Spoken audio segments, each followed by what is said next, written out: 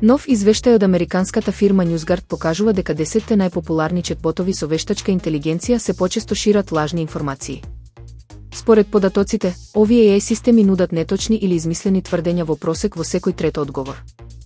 Најмногу грешки има OpenAI на Inflection AI со 57% лажни тврдења, додека ChatGPT на OpenAI и LaM на Meta погрешиле во околу 40% од случаите.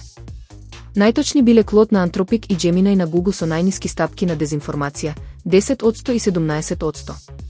Истражувањето открило дека четботовите повеќе не одбиваат да одговорат кога немаат доволно податоци, што доведува до повеќе халуцинации и лажни тврдења, отколку во 2024 година. Иако големите компании најавија подобрувања во точноста и безбедноста на моделите, резултатите покажуваат дека проблемите остануваат исти. Загрижувачки е и фактот што некои четботови повторуваат руски пропагандни наративи.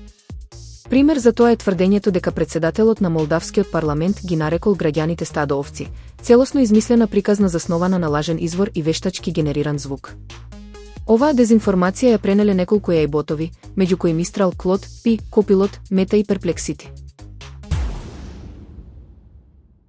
Додека САД инвестираат милиарди во развој на генеративна вештачка интелигенција со човечки карактеристики, Кина со планот AI Plus до 2035 година се насочува кон целосна интеграција на AI во сите сектори на макроекономијата.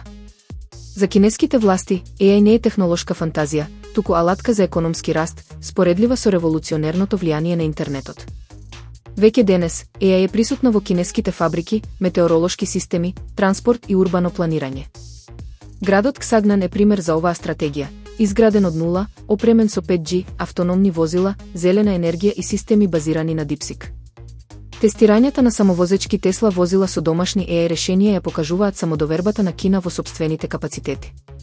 Кина инвестира паметно, 8,4 милиарди долари државна поддршка се насочени кон стартапи што носат реални, краткорочни резултати. За разлика од Западот, каде се троши на алгоритамска содржина и футуристички визии, Пекинг бара практични решенија и непосредна примена.